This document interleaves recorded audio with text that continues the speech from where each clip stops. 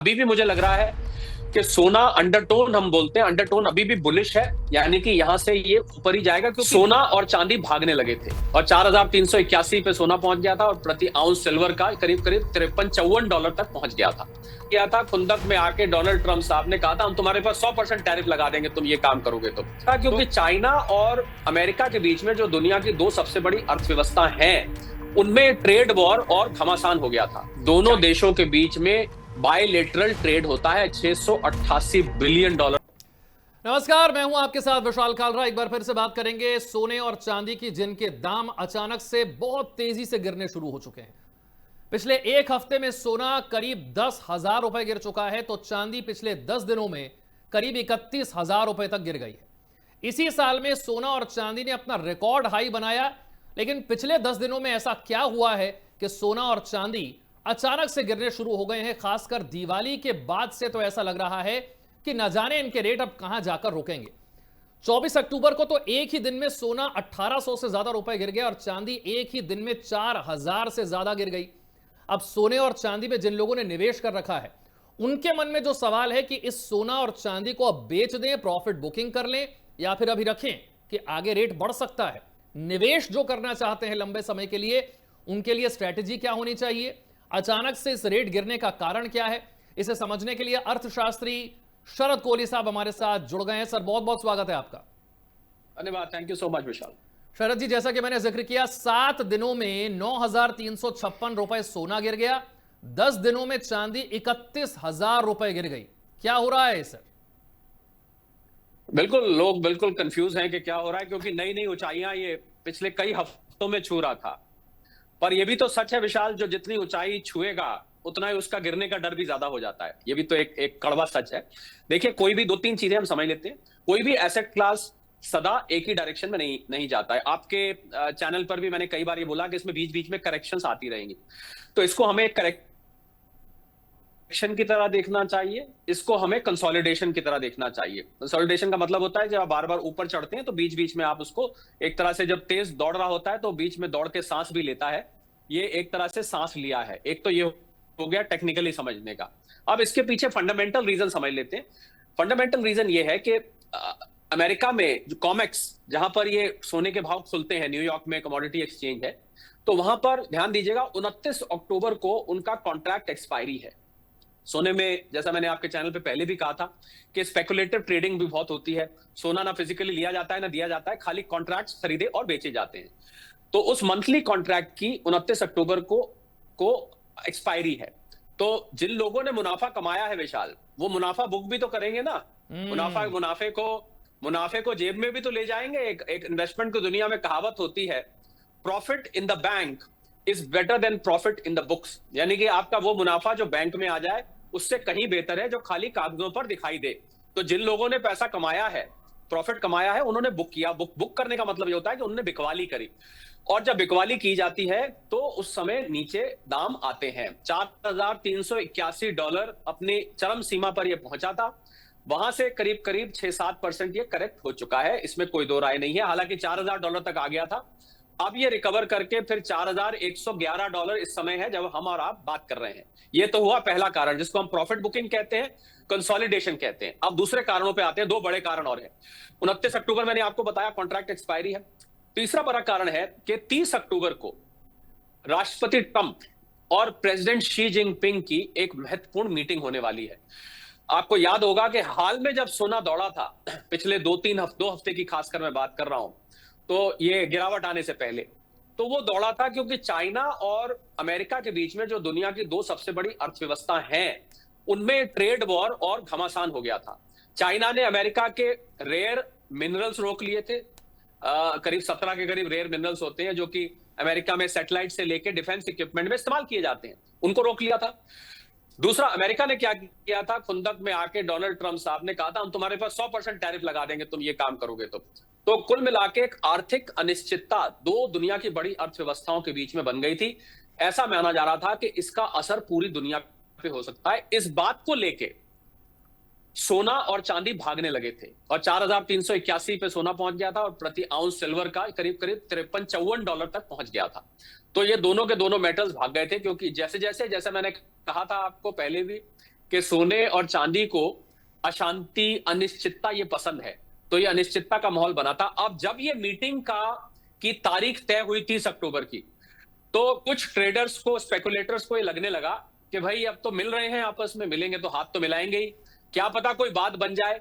तो इसलिए कुछ लोगों ने मुनाफा अपना कमा लिया कि भैया अगर कोई बात बन गई, तो जिस कारण से ये भागा था, आपको याद होगा मैंने कहा था कि अगर वो कारण पलट जाते हैं तो सोना चांदी यहां से थोड़ा नीचे आ सकता है। तो ऐसी उम्मीद की जा रही है कि राष्ट्रपति ट्रंप और शी जिनपिंग साहब शायद मैं शायद को इन्वर्टेड कॉमर्स में डाल रहा हूं, क्योंकि ये शायद है अभी फिलहाल, अगर कोई बात बन गई तो हो सकता है ये जो ट्रेड टेंशन इतने बड़े स्तर पर चल रही है, 688 बिलियन डॉलर का विशाल दोनों देशों के बीच में बायलेटरल ट्रेड होता है, 688 बिलियन डॉलर, आप समझ सकते हैं कितनी बड़ी अमाउंट है।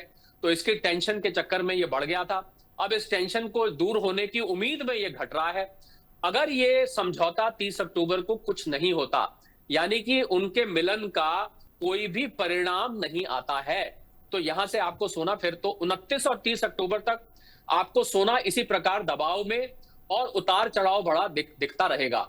जब सोमवार को बाजार खुलेगा 27 तारीख को, अभी तो बंद है, सैटरडे संडे तो दुनिया भर की मार्केट बंद रहती है, तो अभी तो यही खड़ा दिखेगा आपको। जब मार्केट खुलेगी तब इसमें फिर से चाल आएगी। तो हो सकता है उस उम्मीद में कि अगर कोई ऐसी स्टेटमेंट दे दी राष्ट्रपति ट्रंप ने जिससे कि ये उम्मीद पे पानी फिर गया, तो फिर चढ़ना पहले ही चढ़ना शुरू हो जाएगा। और अगर कोई ऐसी स्टेटमेंट दे दी कि मैं शी जिनपिंग साहब को मिलने जा रहा हूं और कुछ बात बन जाएगी, तो सोना यहां से नीचे चलेगा। तो ये दो बड़ी डेट्स को दिमाग में रखें, 29 अक्टूबर कॉमेक्स पे मंथली एक्सपायरी की डेट, और दूसरी 30 अक्टूबर ये दो बड़े नेताओं की आपस में मीटिंग की डेट। आसियान समिट में मिल रहे हैं, भारतीय प्रधानमंत्री वहां नहीं जा रहे हैं, वो वर्चुअली अटेंड करेंगे, हमारे विदेश मंत्री वहां पर जा रहे हैं। तो ये कारण रहा इसके करने का। और वैसे भी जब भी कोई एसेट क्लास करेक्शन होती है, विशाल बड़ी बात मैं कहने जा रहा हूं क्योंकि मैं 35 साल से निवेश की दुनिया में हूं, उसमें ये करेक्शन हेल्दी होती है। आप ये सोचिए कि अगर एक ही डायरेक्शन में सोना चांदी चढ़ते जाएंगे ऊपर ही ऊपर, मुझे तो कुछ लोग ऐसे मिले विशाल जिन्होंने अपने शेयर्स बेच दिए थे, सोने चांदी में पैसे लगा दिए थे, सेविंग्स अकाउंट का पैसा लगा दिया था, एफडियां तोड़वा तोड़वा के सोने चांदी में लगा दी थी। एक व्यक्ति तो मुझे ऐसे भी मिले, उनके पास एक छोटी प्रॉपर्टी थी, उसको बेच के फटाफट सौदा करके उनको ग्राहक भी मिल गया, उसको भी पैसा सोना चांदी में लगा दिया था। ये मुझे लगता है ये थोड़ा सा गलत हो रहा था, क्योंकि अंधाधुंध जब किसी एसेट में पैसे आने लगते हैं तो खतरे की घंटी बज जानी चाहिए। तो ये करेक्शन हेल्दी है, क्योंकि ये उन लोगों को संदेश देगी कि आप जब किसी एसेट क्लास में इस प्रकार की तूफानी तेजी देखी जाती है तो उसकी करेक्शन के लिए तैयार रहिए। और मैंने तो बार बार बोला कि करेक्शन बीच में आएंगी, लंबे वक्त के जो निवेशक हैं उनको चिंता करने की जरूरत नहीं है, पर जो ट्रेडिंग की अपॉर्चुनिटी ढूंढते रहते हैं ना, कि 1 लाख का खरीदा, 1,10,000 का बेच दिया, 1,25,000 का खरीदा, 1,30,000 का बेच दिया, उन लोगों को जरूर चिंता करने की बात होनी चाहिए, क्योंकि उन लोगों के लिए ये करेक्शंस बहुत ही चिंताजनक और स्ट्रेस देने वाली होती हैं। लंबे वक्त का जो निवेशक होता है उसको चिंता कर, अभी भी मुझे लग रहा है कि सोना अंडरटोन, हम बोलते हैं अंडरटोन, अभी भी बुलिश है, यानी कि यहां से ये ऊपर ही जाएगा। क्योंकि बाकी जो कारण है, जिस कारणों से चढ़ा, आपने और हमने कई दफे आपके चैनल पर उन कारणों का जिक्र किया। जियोपॉलिटिकल रीजन है, रशिया यूक्रेन का युद्ध बकायदा अभी जारी है और घमासान हो जाता है, किसी किसी दिन तो बहुत खबर आती है कि बहुत नुकसान हुआ है। इजराइल हमास की संधि जो है वो, उसमें क्रैक्स आते दिखाई दे रहे हैं, बहुत ही फ्रेजाइल, अंग्रेजी में बोलते हैं, बहुत ही नाजुक मोड़ पर खड़ी है। वो लोग हथियार नहीं सरेंडर कर रहे हैं, वो सीज फायर बीच बीच में टूटता हुआ दिखाई देता है। और अभी तो अमेरिका ने वेनेजुएला पे अटैक करने की तैयारी कर ली है। उनकी एक दो शिप्स तो कहते हैं कि ड्रग्स कैरी करी थी, उनको उड़ा दिया है ऊपर से बम गिरा के। तो मुझे लग रहा है जियोपॉलिटिकल टेंशन अपनी जगह जस की तस बनी हुई है। इधर जियो इकोनॉमिक की बात करें तो ट्रेड जो टैरिफ लगाया था डोनाल्ड ट्रंप साहब ने, वो टैरिफ तो बदस्तूर जारी है, सब देशों पे लगा हुआ है। भारत और अमेरिका के बीच में कहीं कहीं खबर आ रही है शायद कोई डील हो जाए, दूसरे दिन खबर आती है कि भाई कोई डील होने की उम्मीद नहीं है, हम तो रशिया का ऑयल, ये वो बड़ी बड़ी तरीके की तो इतनी रोज खबरों में इतनी परस्पर विरोधी खबरें आती है, खबरों में इतनी विडंबना दिखाई देती है कई बार, कि सोना और चांदी इन खबरों पर ही चलता है विशाल, ध्यान रखिएगा। इसकी कोई बैलेंस शीट नहीं होती है, इसकी कोई ऐसी सेल नंबर नहीं होते, प्रॉफिट एंड लॉस अकाउंट नहीं होता, पीई रेशियो नहीं होती है, ये खबरों पर चलता है। खबरें अच्छी आएंगी, खरीदारी बढ़ेगी, सोना चढ़ने लग जाएगा। खबरें बुरी आएंगी, सोने के लिहाज से बात कर रहा हूं मैं, खबरें बुरी आएंगी यानी कि अच्छी आएंगी, क्योंकि सोने को अच्छी खबरें से वो गिरता है, तो उससे सोना गिरने लग जाएगा, प्रॉफिट बुकिंग होगी। बहुत हद तक इसमें सट्टेबाजी हो रही है इस समय सोने में। आपको मैं ये बात यकीनन तौर पे बता सकता हूं, खरीदारी तो सेंट्रल बैंक कर ही रहे हैं, बड़े बड़े निवेशक भी कर रहे हैं, पर बहुत बड़ी मात्रा में इसमें सट्टेबाजी भी हो रही है। सट्टेबाजी का मतलब हजारों किलो सोना खरीद लिया, हजारों किलो बेच दिया, ना खरीदा ना बेचा, खाली कॉन्ट्रैक्ट खरीदा। तो इस वजह से आपको उतार चढ़ाव आते दिख रहे हैं और इस वजह से ये करेक्शन इसमें दिखाई दी है। मैं उम्मीद करता हूं कि जो लोग हमें इस समय देख रहे हैं और जो आपके सोशल मीडिया चैनल्स पे भी फॉलो करेंगे, अब वो पूरी तरह से समझ गए होंगे। तो इन इन इन चीजों पर नजर रखें, अंतरराष्ट्रीय खबरों पर नजर रखें, शी जिनपिंग साहब और डोनाल्ड ट्रंप साहब की मीटिंग को बड़ी क्लोजली फॉलो अप करें और 29 अक्टूबर को कॉमेक्स पे एक्सपायरी पे क्या होता है उस पर नजर रखें। अंडरटोन बुलिश है, लॉन्ग रन में सोना अभी भी मुझे ऊपर जाता दिखाई दे रहा है। और जो व्यक्ति निवेश करना चाहता है, मैं डिस्क्लेमर दे देता हूं विशाल, नहीं, अपने फाइनेंशियल सलाहकार से मैं अलग से सवाल पूछ रहा हूं, आप डिस्क्लेमर दें उससे पहले, क्योंकि मैं एक बात बताना भी चाहता हूं। हमारे इस वीडियो को और आपके इस एनालिसिस को सोशल मीडिया पर लोग बहुत पसंद कर रहे हैं, मिलियंस में उसे लोग देख रहे हैं। इसलिए मैं आपसे एक सवाल पूछना चाहता हूं जो मुझे बार बार कमेंट्स में नजर आता है।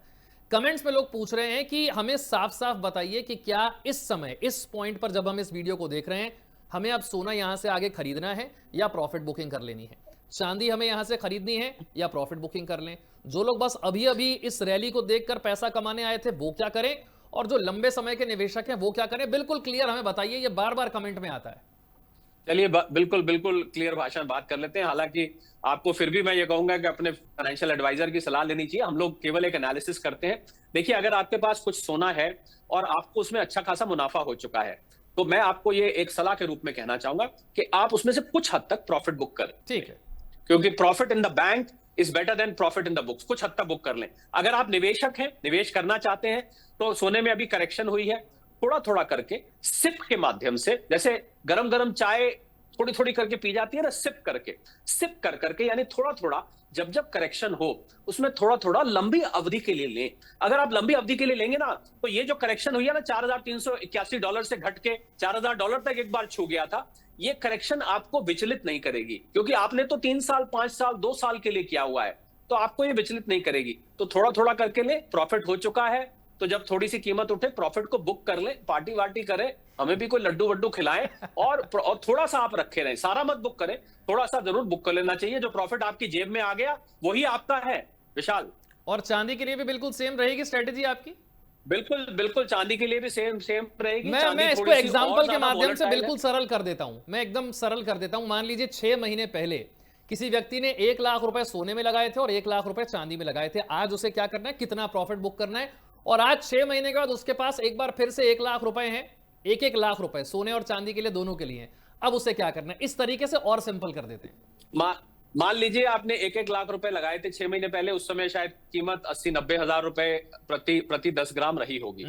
तो आपने 1 लाख, उसमें से आधे अमाउंट को, यानी कि आपने 1 लाख लगाए थे तो उसमें से 50,000 जितने के लगाए थे, अब आपके जितने के भी हो गए, वो तो आप रोज देखते ही होंगे कि कितने के हो गए, तो आधे अमाउंट का प्रॉफिट बुक कर लीजिए, आधे अमाउंट पे बने रहिए। प्रॉफिट बुक करना मैं इसलिए कह रहा हूं कि कुछ प्रॉफिट मुनाफा आपके पास आएगा तो आपको तसल्ली होगी कि आपने एक अच्छा निवेश किया था और आपने उस पर कमाया, आपका सेल्फ कॉन्फिडेंस बढ़ेगा और पैसा तो जेब में आएगा ही आएगा। तो ये करना चाहिए। और अगर आपके पास और पैसा है, जो आपने दूसरी बात करी थी, तो उसको मैं सलाह दूंगा कि एक साथ उस 1 लाख रुपए को सोने में ना लगाएं। आप उस 1 लाख रुपए के 5 हिस्से कर लीजिए, 20-20 हजार रुपए थोड़े थोड़े समय में, जब जब ये करेक्शन आए, भले ही ये समय 2 महीने तक क्यों ना फैला हुआ हो, जब जब करेक्शन आए उसमें लेते रहिए। इससे आपके पास एक एवरेज अच्छी प्राइस आ जाएगी। एक साथ आपका पैसा उसमें नहीं जाएगा, कुछ बहुत सस्ता आएगा, कुछ थोड़ा महंगा आएगा, कुछ हो सकता है और महंगा आए, कुछ बहुत सस्ता है, तो ऑन एन एवरेज आपको रहेगा। और जरूरी बात, मल्टी एसेट एलोकेशन विशाल मंत्र है। एक ही एसेट में, खाली सोने में ही मत बने रहिए, खाली चांदी में मत बने रहिए, अपने पोर्टफोलियो को डाइवर्सिफाइड रखें, यानी कि कुछ एफडी में, कुछ शेयर्स में, अगर आप किसी सलाहकार से सलाह लेते हैं उनसे शेयर्स पूछिए, कुछ म्यूचुअल फंड में, कुछ सोने में, कुछ चांदी में, कुछ रियल एस्टेट में, यानी कि प्रॉपर्टी में भी। इस तरीके से अपने निवेश को फैला के रखना चाहिए। मेरी अभी भी सलाह है कि 20% से ज्यादा आपका टोटल पोर्टफोलियो फिलहाल सोने चांदी में नहीं होना चाहिए। 20 नहीं 25 कर लीजिए, पर ये नहीं कि आप 80% 90% सोने चांदी में लग गए हैं। मुझे लगता है ये ठीक नहीं होता। नियम होता है, do not put all eggs in the same basket. एक ही टोकरी में सारे इन्वेस्टमेंट नहीं रखने चाहिए, क्योंकि आप उसमें आपका रिस्क ज्यादा हो जाता है, इसमें आपका रिस्क स्प्रेड हो जाता है। भगवान ना करे, खुदा ना करे कि कोई एक एसेट क्लास फेल हो जाती है, तो उसमें तो आपको फिर डूबने का खतरा ज्यादा हो जाएगा। ऐसे आप फैला के रखेंगे तो कोई एक एसेट क्लास में नुकसान भी होता है, तो ओवरऑल आपका रिस्क कवरेज बना रहेगा। अच्छा, लोगों की चिंता चांदी को लेकर थोड़ी सी ज्यादा है, क्योंकि 10 दिनों में चांदी 31,000 रुपए गिर गई है। जब हमने आखिरी बार भी बात की थी तब हमने इस बात पर चर्चा की थी कि इंडस्ट्रियल डिमांड जो है वो चांदी की ज्यादा है, इसलिए चांदी जो है वो अब लंबे समय तक आप देखेंगे कि बढ़ती रहेगी। और कई जगह पर मिसाइलों में भी वो इस्तेमाल की जा रही है। बहुत सारे ऐसे इस्तेमाल हैं जो पहले के दशक में शायद नहीं हुआ करते होंगे, लेकिन आज वो बहुत ज्यादा बढ़ गए हैं। लेकिन चांदी में 10 दिन में 31,000 की गिरावट वो थोड़ी सी चिंता पैदा करती है। चांदी के लिए कुछ स्ट्रैटेजी अलग होनी चाहिए, या चांदी को लेकर दबाव थोड़ा सा ज्यादा है? क्या हो रहा है चांदी में? देखिए, चांदी में क्षमा करूंगा मैं इस शब्द को इस्तेमाल करने के लिए, चांदी में सट्टेबाजी और भी ज्यादा होती है। और जितनी ज्यादा जिस चीज में सट्टेबाजी होगी उतना ज्यादा वो वॉलेटाइल हो जाएगी, उतनी ज्यादा वो गिरेगी। और एक कारण और है विशाल चांदी के ज्यादा गिरने का, कि सोने के जो ट्रेडेबल यूनिट्स होते हैं वो या तो सोना जैसे एमसीएक्स में उदाहरण के तौर पर ट्रेड होता है, उसको हम गोल्ड मिनी कहते हैं। गोल्ड मिनी 100 ग्राम का होता है, तो एक माइक्रो मिनी भी होता है, वो 10 ग्राम का होता है। तो सोने में 10 ग्राम और 100 ग्राम में यूनिट ज्यादा ट्रेड किए जाते हैं। परंतु चांदी में क्या है कि चांदी 1 किलो ही आ रही है 1.5 लाख पौने 2 लाख रुपए की। आप समझ रहे हैं मेरी बात? तो जब आप उसको 1 किलो की खरीद बेच होती है तो वो यूनिट्स बढ़ने से, यानी कि कंसोलिडेटेड यूनिट्स ट्रेड होने से उसमें वॉलेटिलिटी ज्यादा बढ़ जाती है। और जो इंडस्ट्रियल यूज है वो लोग भी इसको इकट्ठा खरीद के रखते हैं अपने पास, तो इसलिए खरीद बेच इसमें ज्यादा हो जाती है। जिस एसेट में वॉल्यूम ऑफ ट्रेडिंग ज्यादा होगी, ध्यान, आपके सवाल का मैं सीधा जवाब दे रहा हूं आसान शब्दों में, सैद्धांतिक रूप से, जिस एसेट में वॉल्यूम ऑफ ट्रेडिंग ज्यादा होगी वहां पर उतार और चढ़ाव आपको ज्यादा देखने को मिलेगा। और चांदी क्योंकि ज्यादा लोगों की पहुंच में भी है, अगर मुझे आधा किलो चांदी चाहिए तो मुझे 75,000 80,000 रुपए में मेरा काम हो जाएगा।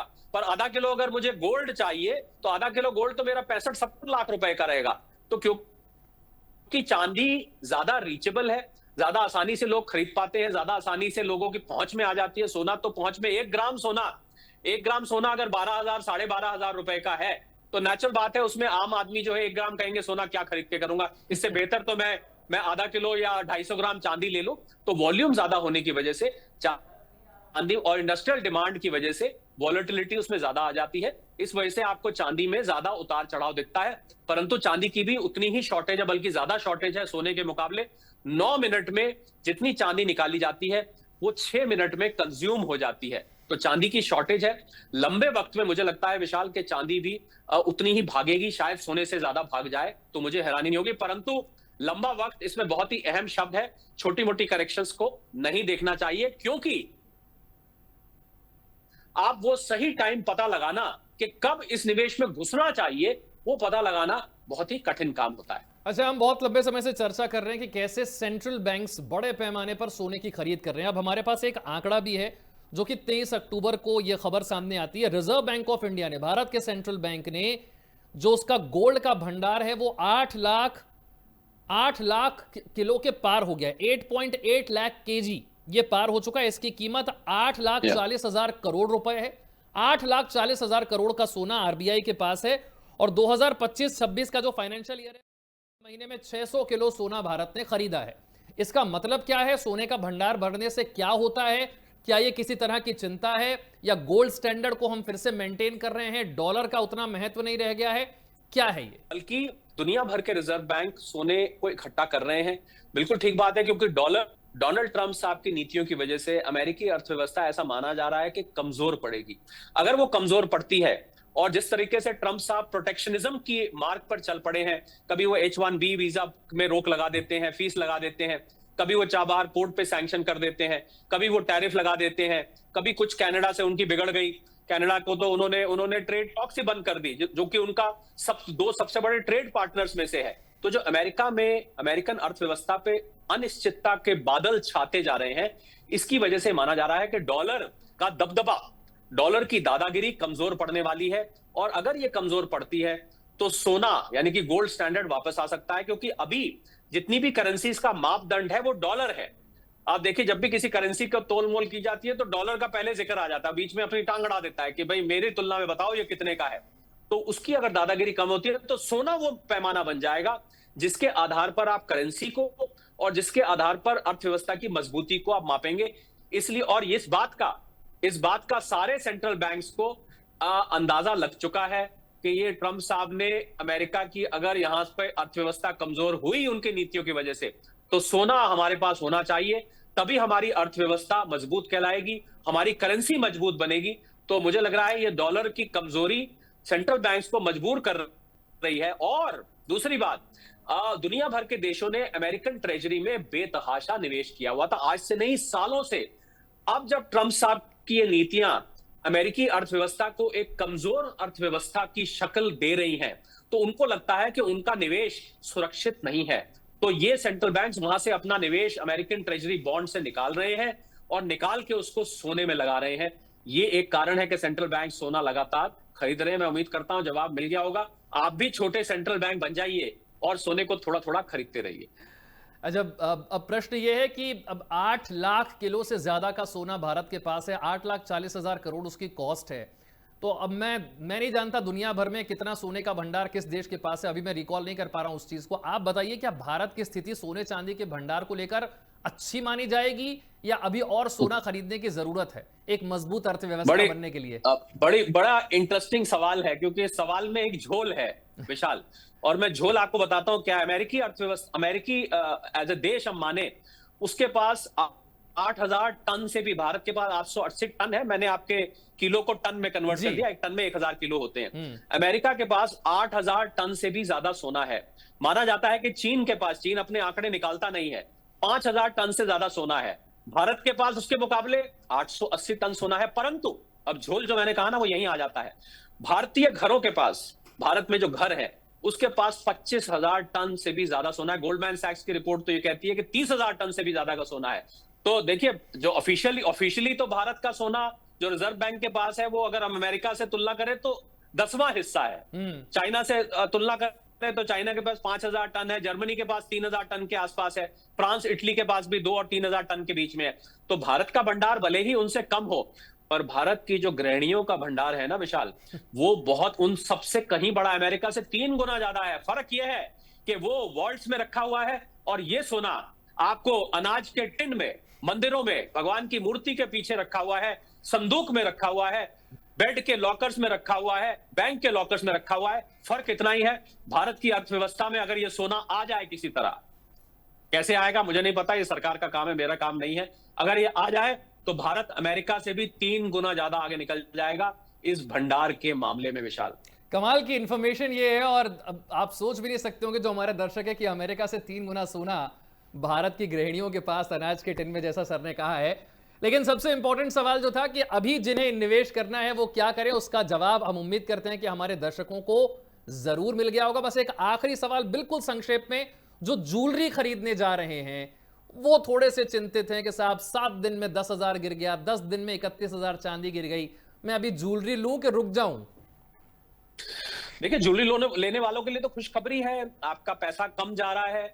पर ज्वेलरी को अगर आपको जरूरत है, शादी ब्याह पे पहननी है, किसी फंक्शन पार्टी पे पहननी है, तो ज्वेलरी आप जरूर लीजिए। ज्वेलरी कम कैरेटेज की लीजिए। निवेश की दृष्टि से, पहले भी हम कई दफे इस पे बात कर चुके हैं, निवेश की दृष्टि से ज्वेलरी को नहीं देखना चाहिए। और ज्वेलरी के लिए तो आजकल बड़े ज्वेलर्स ने बड़ा अच्छा फॉर्मूला दिया है। आप अपनी पुरानी ज्वेलरी ले आइए, उसके बदले में नई ज्वेलरी ले लीजिए। तानिश ने तो भर भर के ऐड दिया है, क्योंकि लोग खर्च ही नहीं कर रहे थे। 1,35,000 पहुंच गया था, तो भाई 10 ग्राम सोने के लिए 1,35,000 देने पड़ेंगे। वो कह रहे थे आप अपनी पुरानी ज्वेलरी ले आइए, उसके बदले में हम आपको पैसे भी कम काटेंगे, नई ज्वेलरी आप ले जाइए। तो अगर आपको ज्वेलरी लेनी है तो आप अपनी पुरानी ज्वेलरी को नए मॉडल में बनवा लीजिए, अगर चाहते हैं। उसमें कुछ पैसा भी बच जाएगा। हो सकता है आप 100 ग्राम ज्वेलरी लेके जाएं और खरीद के 50 ग्राम लाएं, आप 5-6 लाख रुपए घर भी ले आएंगे, 6-6.5 लाख रुपए। तो मुझे लगता है वो डबल आपका फायदा हो जाएगा। तो जिन्होंने ज्वेलरी खरीदनी है, निवेश के लिए मत लीजिए, अपनी डेकोरेटिव ऑर्नामेंटल वैल्यू के लिए ज्वेलरी लीजिए। कम कैरेटेज की ले लीजिए, 18 कैरेट है, 14 कैरेट है, अब तो 9-9 कैरेट की ज्वेलरी बिक रही है और बड़े बड़े ज्वेलर्स बेच रहे हैं और बाकायदा एडवर्टाइज करके बेच रहे हैं। तो मुझे लग रहा है कि जरूरत के हिसाब से, माहौल के हिसाब से, अगर ज्वेलर्स ने अपने आप को बदला है तो ग्राहकों को भी अपने आप को बदल देना चाहिए। बड़े दिलचस्प तरीके से आपने स्थिति को बिल्कुल क्लियर कर दिया है। शॉर्ट टर्म निवेश करना है, लॉन्ग टर्म करना है, ज्वेलरी खरीदनी है, दुनिया में क्या कुछ हो रहा है, जियोपॉलिटिक्स के नजरिए से सोने चांदी को समझना है। मैं उम्मीद करता हूं हमारे दर्शकों को सारे सवालों के जवाब मिल गए होंगे। बहुत बहुत शुक्रिया शरद कोहली साहब एक बार फिर से हमारे साथ जुड़ने के लिए और इतने खूबसूरत एनालिसिस के लिए।